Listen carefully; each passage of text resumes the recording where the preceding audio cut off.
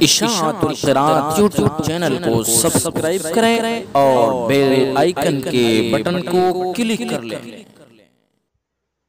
آج کا ہمارا سبق ہے الف اور حمزہ میں فرق۔ الف اور حمزہ میں فرق ہمیں سمجھنا ہے، اور یہ فرق بھی الف اور حمزہ کا جو بیان ہے یہ بھی بہت اہمیت کا حامل ہے۔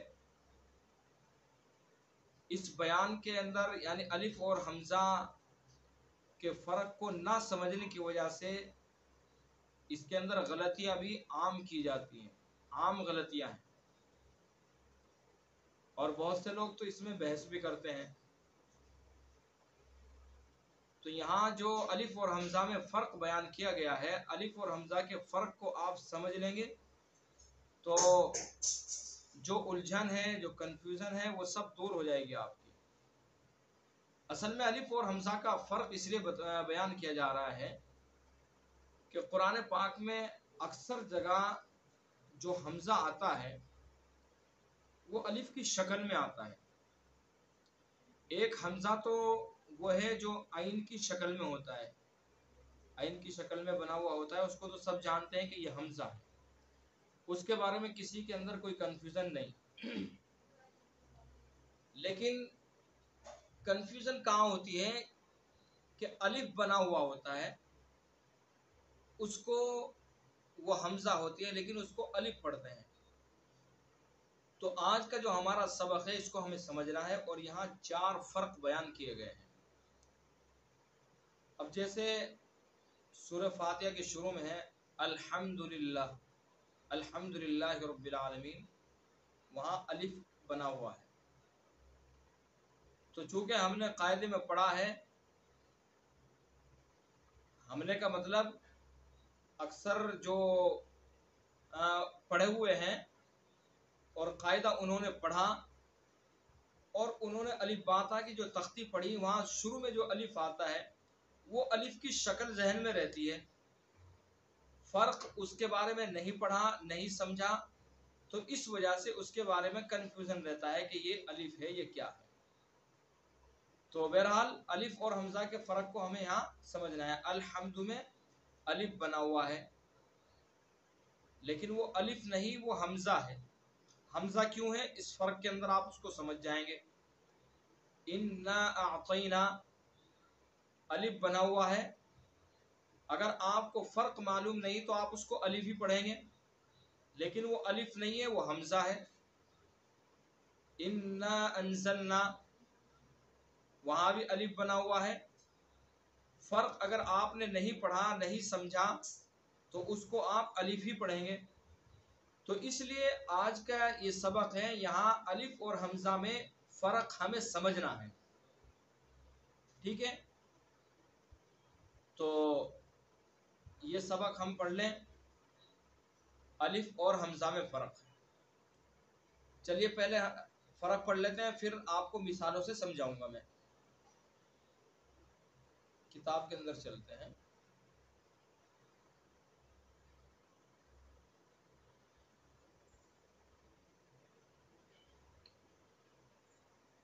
یہ دیکھیے الف اور حمزہ میں فرق، 4 فرق بیان کیے گئے ہیں۔ پہلا فرق ہے الف ہمیشہ ساکن اور بے جھٹکے ادا ہوتا ہے، حمزہ پر کبھی زبر زیر پیش ہوتا ہے اور کبھی ساکن ہوتا ہے اور جھٹکے سے پڑھا جاتا ہے۔ یہ پہلا فرق ہے، اس فرق کو ذہن میں رکھ لیں کہ الف ہمیشہ ساکن اور بے جھٹکے پڑھا جاتا ہے، یعنی اس کے اندر جھٹکا نہیں لگتا۔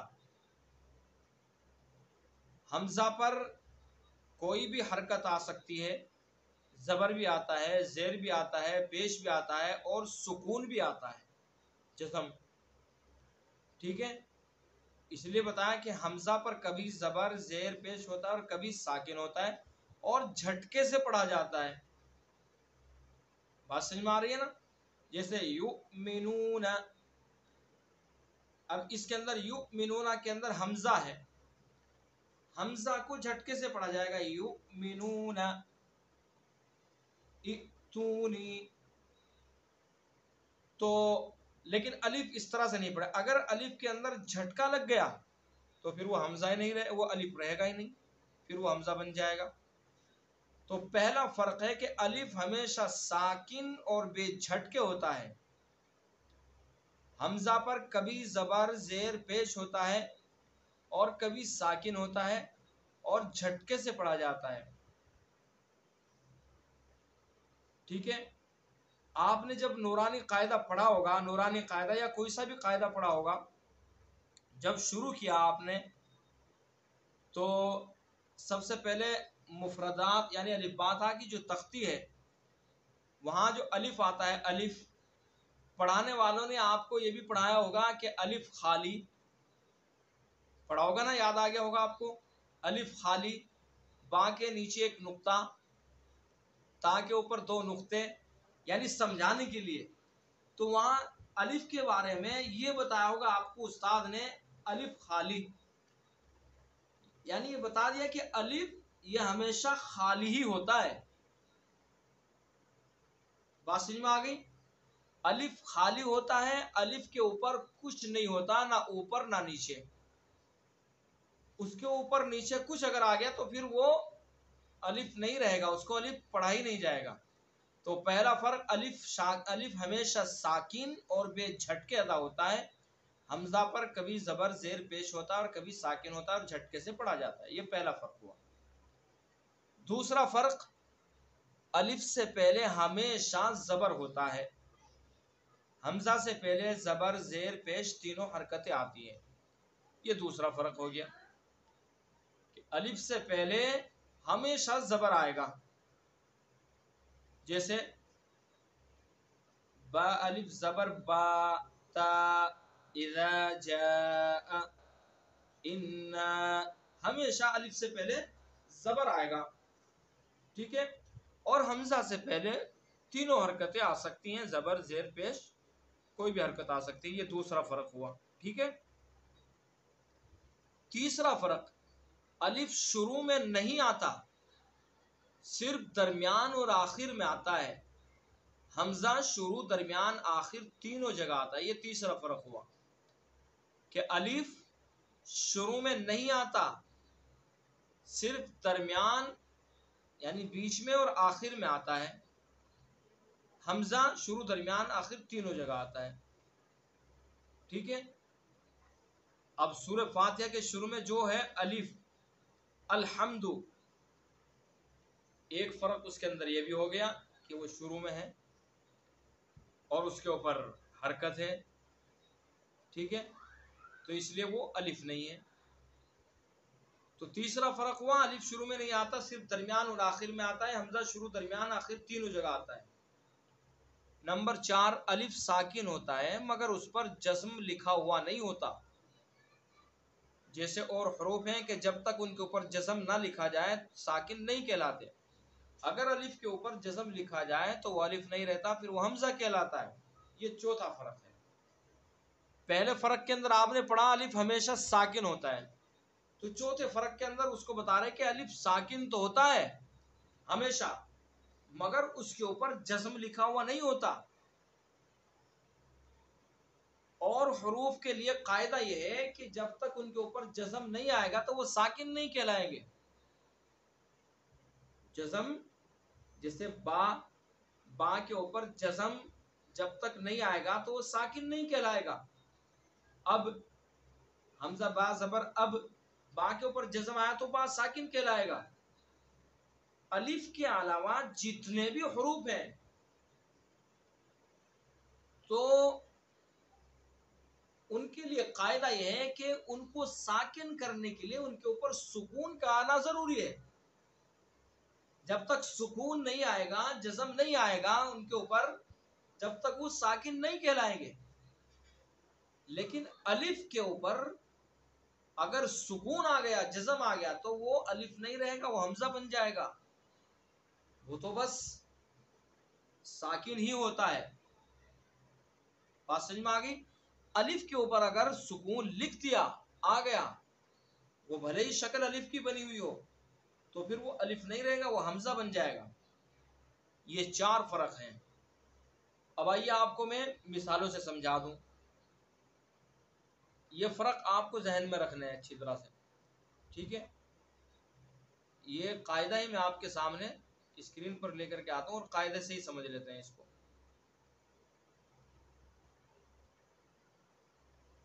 یہ دیکھیں شروع میں آئیے آپ، سب سے پہلے یہ الف باتا کی تختی ہے، یہاں شروع میں الف ہے، الف بنا ہوا ہے لیکن خالی ہے،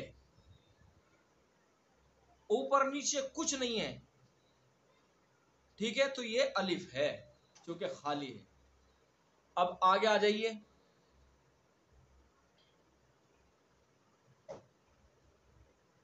اب یہ دیکھ لیجئے، یہ 3 الف بنے ہوئے ہیں یہاں پر،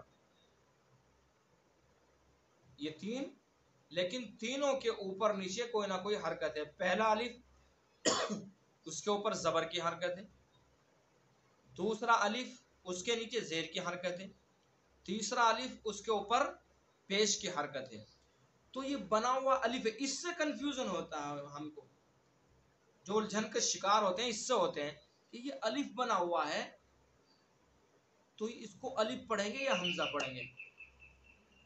تو فرق آپ کے ذہن میں رہیں گے، آپ کو یاد ہوں گے، تو آپ ان کو کبھی الف نہیں پڑھیں گے۔ الف خالی ہوتا ہے، یہ خالی نہیں ہے، جب یہ خالی نہیں ہے تو یہ الف نہیں، یہ حمزہ ہے، ٹھیک ہے؟ پہلا فرق، الف ہمیشہ ساکن ہوتا ہے اور بے جھٹکے پڑھا جاتا ہے، اور حمزہ پر زبر زیر پیش حرکت کوئی بھی آ سکتی ہے۔ تو یہاں پہلا الف اس کے اوپر زبر، دوسرا الف اس کے نیچے زیر، تیسرا الف اس کے اوپر پیش، تو لہذا جب ان کے اوپر نیچے حرکت آ گئی تو اب یہ شکل بھلے ہی الف ہو لیکن یہ الف نہیں، یہ حمزہ کہلائیں گے۔ بات سمجھ میں آ گئی؟ تو یہ اب ہم ان کو جو پڑھیں گے، الف زبر آ، اس طرح نہیں پڑھیں گے الف زبر آ، الف زیر ای، الف پیش او، نہیں، اس طرح نہیں پڑھا جائے گا یہ، بلکہ کیسے پڑھا جائے گا؟ حمزہ زبر آ، حمزہ زیر ای، حمزہ پیش او، اس کو الف نہیں پڑھا جائے گا، الف ہے ہی نہیں ہے۔ ہاں ان کے اوپر سے یہ حرکت ہٹا دیجئے، پھر یہ خالی ہو جائے گا، پھر الف پڑھا جائے گا۔ یہ بات سمجھ میں آ گئی آپ کے؟ اچھا، اسی طرح سے اس کے اوپر اگر ہم سکون بنا دیں، جزم آ جائے اس کے اوپر، تو تب بھی یہ حمزہ بن جائے گا، ٹھیک ہے؟ ابدن الف بنا ہوا ہے لیکن الف نہیں، یہ کیا ہے؟ حمزہ ہے، چونکہ اس کے اوپر حرکت ہے۔ بات سمجھ میں آ گئی؟ تو آپ کو ایک چیز اور دکھانا چاہ رہا ہوں میں، یہ دیکھیے، یہ حروف مقطعات ہے، الف لام میم۔ یہ ایک بچے نے میرے سے سوال کیا، میں جب یہ سبق پڑھا رہا تھا الف اور حمزہ میں فرق، تو اس میں جو فرق آیا کہ الف شروع میں نہیں آتا، صرف درمیان اور آخر میں آتا ہے۔ تو ایک بچے نے میرے سے سوال کیا کہ الف لام میم، تو اس کے تو شروع میں الف ہے، تو یہ الف ہوگا یا حمزہ ہوگا یہ؟ تو یہ سوال آپ کے بھی ذہن میں آ سکتا ہے۔ تو 4 فرق ہے، چاروں فرق کے اوپر غور کریں گے تو یہ بات بھی ہماری سمجھ میں آ جائے گی۔ شروع میں تو ہے یہ لیکن خالی ہے، اوپر نیچے کوئی حرکت نہیں ہے، تو اس لیے الف ہے۔ تو خالی ہے تو الف ہے، الف لام میم اس کے شروع میں ہو یا اگلے اس کے شروع میں ہو، تو چاروں فرق جب یاد ہوں گے تو پھر کسی طرح کی کوئی الجھن نہیں ہوگی۔ ہاں اس کے اوپر نیچے کچھ ہو جاتا، کوئی حرکت یا کچھ بھی آ جاتا تو پھر یہ حمزہ ہوتا، لیکن چونکہ خالی ہے تو الف ہی پڑھا جائے گا۔ بات سمجھ میں آ گئی؟ تو بہرحال یہ ہے الف اور حمزہ کا فرق۔ اس الف اور حمزہ کے فرق کو آپ اچھی طرح سے ذہن نشین کر لیجئے، ٹھیک ہے؟ اب دیکھیے، اِنَّا أَعْطَيْنَا الف بنا ہوا ہے، آپ کو فرق یاد ہوں گے چاروں، تو آپ اس کو الف نہیں پڑھیں گے۔ شروع میں ہے اور نیچے حرکت بھی ہے، تو اس لیے اس کو الف نہیں پڑھا جائے گا. انا اعطینا، انا، یہ نون جو کھینچ رہا ہے یہ الف کی وجہ سے کھینچ رہا ہے، یہ الف ہے. الف شروع درمیان میں، الف شروع میں نہیں آتا، درمیان اور آخر میں آتا ہے. انا، یہ درمیان میں آ گیا. انا اعطیناک الکوثر، یا آخر میں آئے گا. آخر میں اس کی بھی مثال میں آپ کو دکھا دیتا ہوں. یہ دیکھیے والعادیات ضبحا، ہم نے وقف کر دیا. اگر وقف نہیں کریں گے تو دو زبر پڑھیں گے ضبحا، ٹھیک ہے. وقف کر دیا تو اب یہاں پر الف ثابت ہو گیا. ضبحا، آخر میں آ گیا الف. قدحا، صبحا، آخر میں. تو الف شروع میں نہیں آئے گا، درمیان اور آخر میں آئے گا. اذا زلزلہ، اذا شروع میں ہے اور اس کے نیچے زیر بھی ہے تو یہ حمزہ ہے. اعمالہم حمزہ ہے، ٹھیک ہے. تحدث اخبارہا، اخبار یہ الف ہے، درمیان میں آیا، ٹھیک ہے. اور اس سے پہلے زبر. بِأَنَّ حمزہ ہو گیا، شکل الف کی ہے لیکن اس کے اوپر چونکہ حرکت ہے. بِأَنَّ، بات سمجھ میں آ گئی. تو یہ ہے الف اور حمزہ کا فرق. تو اب یہ فرق یاد کرنے کے بعد آپ کو کسی بھی طرح کا الجھن کا شکار نہیں ہونا ہے الف اور حمزہ کے بارے میں. تو یہ ہے آج کا ہمارا سبق. اور چلیے اب ایک سورت کی مشق کر لیتے ہیں. اس سے پہلے جو ہماری سورت تھی سورت الاخلاص کی ہم نے مشق کی ہے. آج جو سورت ہے تبت یدا ابی لہب، سورہ مسد، ٹھیک ہے. اس کی مشق کر لیتے ہیں. اعوذ باللہ من الشیطان الرجیم، بسم اللہ الرحمن الرحیم. تبت یدا ابی لہب وتب. تبت یدا، تا کو اس کے مخرج سے ادا کریں گے. تبت، تبت، تا کی آواز نکالیں گے. بہت سے لوگ تا کی آواز کو کھا جاتے ہیں. تبت یدا، یدا ابی، یدا ابی، دال کو کھینچنے کے بعد، مد کرنے کے بعد حمزہ پڑھیں گے ابی، یدا ابی، ٹھیک ہے. یدا میں مد منفصل ہوگا. مد منفصل کا قاعدہ آگے ہے. مد منفصل کہتے ہیں کہ حرف مد کے بعد حمزہ دوسرے لفظ میں ہو. تو یہاں حرف مد یدا میں حرف مد الف ہے اور اس کے بعد حمزہ ابی میں دوسرے لفظ میں ہے. تبت یدا ابی لہب وتب، لہب، لہب، لہابیو کے ہاں کو کھینچنا نہیں. بہت سے لوگ اس کو کھینچ کے پڑھ دیتے ہیں لہابیوں، لہابیوں نہیں، کھینچنا نہیں بالکل بھی.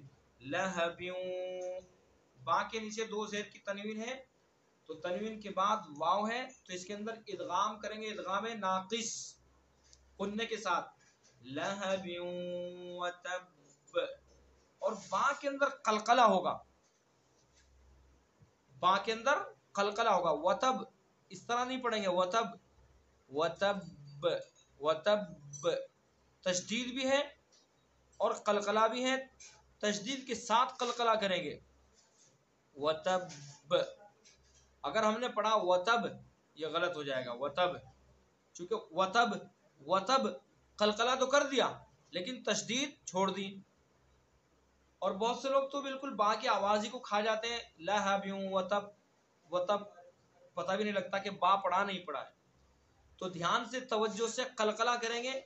لہبیوں وتب، وتب، تبت یدا ابی لہب وتب، ٹھیک ہے.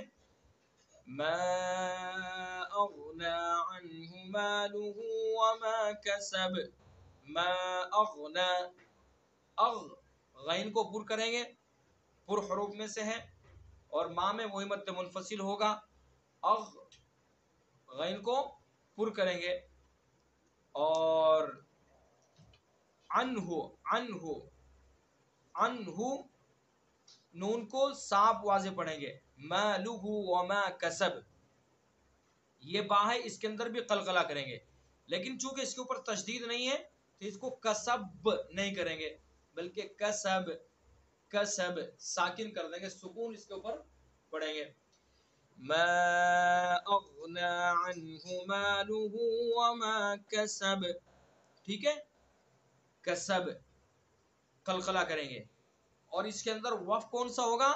وقف بالاسکان ہوگا، سیصلی نارا ذات لہب، سیصلی، اس حرف اس لفظ کے اوپر بھی دھیان دینا ہے ہمیں، سیص پہلے سین ہے، پھر یا اس کے بعد صاد، مخرج دونوں کا ایک ہے، سین اور صاد کا، صاد کو کیا کرنا ہے؟ پر کرنا، سیصلی سیصلی سیصلی نارا ذات لہب، ٹھیک ہے، نارا اس کے اندر اخفا کریں گے، ذات ذا کو اس کے مخرج سے زبان کے نوک ثناولیہ کا کنارہ، اس کے اندر سختی نہیں آئے گی، بالکل بھی زا نہیں پڑھیں گے اس کو، ذاتا، ٹھیک ہے، ذات لہب لہب، اس کے اندر بھی قلقلہ کریں گے، اگر اس کے اوپر وقف نہیں کریں گے تو پھر با کے نیچے دو زیر ہیں، دو زیر پڑھیں گے اور واو میں ملائیں گے،